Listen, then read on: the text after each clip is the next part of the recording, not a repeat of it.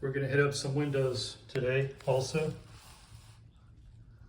And I don't know if you can see, there's a lot of water spots on these windows.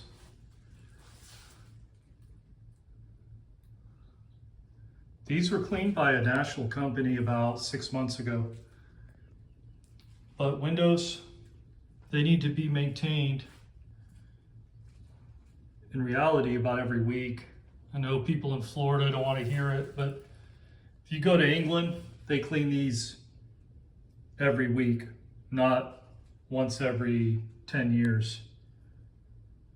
It's very important for your glass to have it cleaned and maintained, but we're in a small town.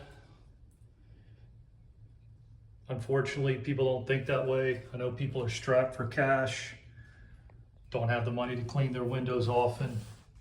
Windows are a lot cheaper in England because you're doing them every week, but again, preaching to the choir, I guess.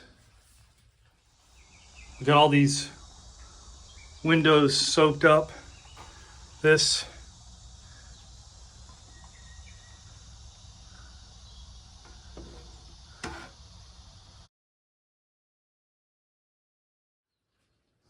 now look at this contrast between the before and after.